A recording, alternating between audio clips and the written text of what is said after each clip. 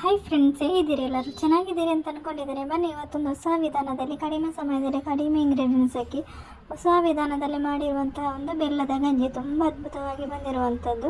ಬನ್ನಿ, ಅದನ್ನು ಮಾಡೋದು ಹೇಗೆ ಅಂತ ನೋಡೋಣ. ಇಲ್ಲಿ ನಾನು 1 ಗ್ಲಾಸ್ ಸೋನಾ ಮಸೂರಿ ಅಕ್ಕಿ ತಗೊಂಡಿರೋದು. ಬಿರಿಯಾನಿ ಎಲ್ಲ ಮಾಡ್ತೇವಲ್ಲ, ಉದ್ದವಾಗಿರುವಂಥ ಅಕ್ಕಿ ಇದು ತಗೊಂಡಿರೋದು. ಇದರಲ್ಲಿ ಮಾಡಿದರೆ ತುಂಬ ಫ್ಲೇವರ್ ಎಲ್ಲ ತುಂಬ ಚೆನ್ನಾಗಿರ್ತದೆ, ಅದ್ಭುತವಾಗಿ ಬರ್ತದೆ ಫ್ಲೇವರ್ ಎಲ್ಲ. ಅದಕ್ಕೆ ನಾನು ಇದು ತಗೊಂಡಿರೋದು. ಇದನ್ನು ಚೆನ್ನಾಗಿ ಈಗ ತೊಳೆದು ನೆನೆಯಲಿಕ್ಕೆ ಇಡಬೇಕು. ಒಂದು 10 ನಿಮಿಷದ ಕಾಲ ಇದನ್ನು ಚೆನ್ನಾಗಿ ತೊಳೆದು ನೆನೆಯಲಿಕ್ಕೆ ಇಡಬೇಕು. ನಾನು ಚೆನ್ನಾಗಿ ತೊಳೆದು ಈಗ ನೆನೆಯಲಿಕ್ಕೆ ಇಟ್ಟಿದ್ದೇನೆ. ನೋಡಿ, ಈ ಥರ. ಈಗ ಇಲ್ಲಿ 1 ತೆಂಗಿನಕಾಯಿಯ ತುರಿ ತಗೊಂಡಿದ್ದೇನೆ. ಈಗ ಇದನ್ನು ಮಿಕ್ಸಿ ಜಾರಿಗೆ ಹಾಕ್ತಾ ಇದ್ದೇನೆ. ಇದರಲ್ಲಿ 1 ತೆಂಗಿನಕಾಯಿ ತುರಿ ಇದೆ. ಈಗ 1 ಟೇಬಲ್ ಸ್ಪೂನ್ ಏಲಕ್ಕಿ ಬೀಜ ಹಾಕ್ತಾ ಇದ್ದೇನೆ. ಈಗ ಇದಕ್ಕೆ ಸ್ವಲ್ಪ ನೀರು ಹಾಕಿ ಚೆನ್ನಾಗಿ ರುಬ್ಬಿ ತರ್ತೇನೆ. ರುಬ್ಬಿ ಹಾಕಿದೆ. ಇದರ ಹಾಲು ತೆಗಿಬೇಕೀಗ. ಇದರ ಹಾಲು ತೆಗೆಯುವ. ಇದರ 3 ಸಲ ಮಾಡಿ ನಾನು ಹಾಲು ತೆಗೆದು ಇಟ್ಕೊಂಡಿದ್ದೇನೆ. 3 ಸಲ ಹಾಲು ತೆಗೆದು ಇಟ್ಕೊಂಡಿರೋದು. ಈಗ ಇಲ್ಲಿ ನೀರು ಬಿಸಿ ಆಗಲಿಕ್ಕೆ ಇಟ್ಟಿದ್ದೇನೆ. ಚೆನ್ನಾಗಿ ಕುದೀತಾ ಇದೆ. ಈಗ ನಾವು ನೆನೆಸಿರುವಂಥ ಅಕ್ಕಿ ಹಾಕಬೇಕು. ಚೆನ್ನಾಗಿ ತೊಳೆದು ನೆನೆಸಿರುವಂಥ ಅಕ್ಕಿದು 10 ನಿಮಿಷದ ಕಾಲ. ಈಗ ಇದನ್ನು ಚೆನ್ನಾಗಿ ಬೇಯಬೇಕಿದು.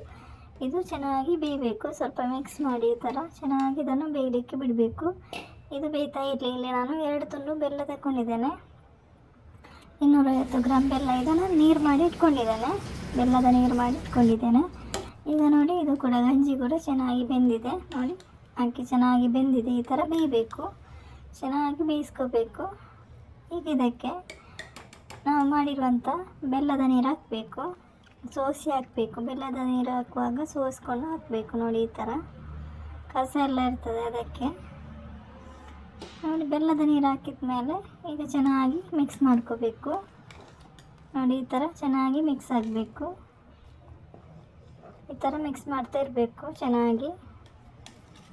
ಹಾಗೆ ನನ್ನ ವೀಡಿಯೋಸ್ ನಿಮಗೆ ಇಷ್ಟ ಆಗೋದಾದರೆ ಒಂದು ಲೈಕ್ ಮತ್ತು ಸಬ್ಸ್ಕ್ರೈಬ್ ಮಾಡೋದನ್ನು ಮರಿಬೇಡಿ. ಹಾಗೆ ಪಕ್ಕದಲ್ಲಿರುವ ಬೆಲ್ ಐಕಾನ್ ಕೂಡ ಪ್ರೆಸ್ ಮಾಡಿ, ನಿಮಗೆ ನೋಟಿಫಿಕೇಷನ್ ಬರ್ತದೆ. ಹಾಗೆ ನಿಮ್ಮ ಫ್ರೆಂಡ್ಸ್ ಫ್ಯಾಮಿಲಿ ಜೊತೆ ಶೇರ್ ಮಾಡಿ, ಸಪೋರ್ಟ್ ಮಾಡಿ.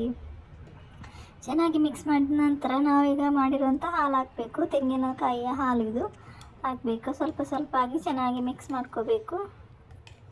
ನೋಡಿ, ಈ ಥರ ಸ್ವಲ್ಪ ಸ್ವಲ್ಪ ಹಾಕಿ ಮಿಕ್ಸ್ ಮಾಡಿ ಎಲ್ಲ ಹಾಲು ಕೂಡ ಹಾಕಬೇಕು. ಚೆನ್ನಾಗೀಗ ಮಿಕ್ಸ್ ಮಾಡಬೇಕು. ಹಾಲು ಹಾಕಿದ ಮೇಲೆ ಚೆನ್ನಾಗೀಗ ಮಿಕ್ಸ್ ಆಗಬೇಕಿದು. ತಲೆ ಹಿಡಿಯಬಾರ್ದು. ಚೆನ್ನಾಗಿ ಮಿಕ್ಸ್ ಮಾಡ್ತಾ ಇರಬೇಕು. ನೋಡಿ, ಈ ಥರ. ತುಂಬ ಈಗ ತೆಲು ಇದೆಯಲ್ಲ, ಈಗ ಇದನ್ನು ಚೆನ್ನಾಗಿ ಕುದೀಲಿಕ್ಕೆ ಬಿಡಬೇಕು. ಇದು ಗಟ್ಟಿಯಾಗುವ ತನಕ ಇದನ್ನು ಕುದಿಸಬೇಕು. ನೋಡಿ, ಕುದೀತಾ ಇದೆ. ಈಗ ಇದಕ್ಕೆ ಸ್ವಲ್ಪ ಉಪ್ಪು ಹಾಕುವ.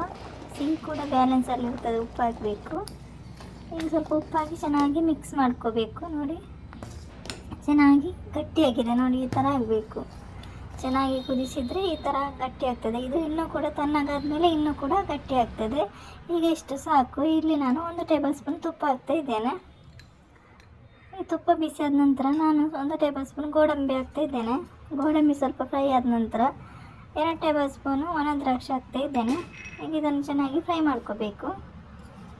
ನೋಡಿ, ಈ ಥರ ಚೆನ್ನಾಗಿದು ಫ್ರೈ ಆಗಬೇಕು. ಇದು ಫ್ರೈ ಆದ ನಂತರ ನೋಡಿ, ಫ್ರೈ ಆಗ್ತಾ ಬಂತು. ಈಗ ನಾವು ಇದನ್ನು ಮಾಡಿರುವಂಥ ಬೆಲ್ಲದ ಗಂಜಿಗೆ ಹಾಕಬೇಕು. ನಾವೀಗ ಮಾಡಿರುವಂಥ ಬೆಲ್ಲದ ಗಂಜಿಗೆ ಹಾಕಬೇಕು. ಈಗ ಇದನ್ನು ಚೆನ್ನಾಗಿ ಮಿಕ್ಸ್ ಮಾಡ್ಕೋಬೇಕು. ಅದ್ಭುತವಾಗಿರುವಂಥ ಒಂದು ಬೆಲ್ಲದ ಗಂಜಿ, ತುಂಬ ಅದ್ಭುತವಾಗಿ ಹೆಲ್ದಿಯಾಗಿ ಟೇಸ್ಟಿಯಾಗಿ ಮಾಡಿರುವಂಥ ಒಂದು ಬೆಲ್ಲದ ಗಂಜಿ, ಹೊಸ ವಿಧಾನದಲ್ಲಿ ಮಾಡಿರುವಂಥ ಒಂದು ಬೆಲ್ಲದ ಗಂಜಿ ರೆಡಿ ಆಯಿತು. ರೆಸಿಪಿಯನ್ನು ಟ್ರೈ ಮಾಡಿ ನಿಮ್ಮ ಅನಿಸಿಕೆ ಅಭಿಪ್ರಾಯಗಳನ್ನು ಕಮೆಂಟ್ ಬಾಕ್ಸಲ್ಲಿ ತಿಳಿಸಿ. ಹಾಗೆ ಸಬ್ಸ್ಕ್ರೈಬ್ ಮಾಡೋದನ್ನು ಮರಿಬೇಡಿ. ತುಂಬ ಹೆಲ್ದಿಯಾಗಿ ಟೇಸ್ಟಿಯಾಗಿ ಮಾಡಿರುವಂಥ ಎಲ್ಲರಿಗೂ ಇಷ್ಟವಾಗುವಂಥ ಬೆಲ್ಲದ ಗಂಜಿ ready. Thank you for watching.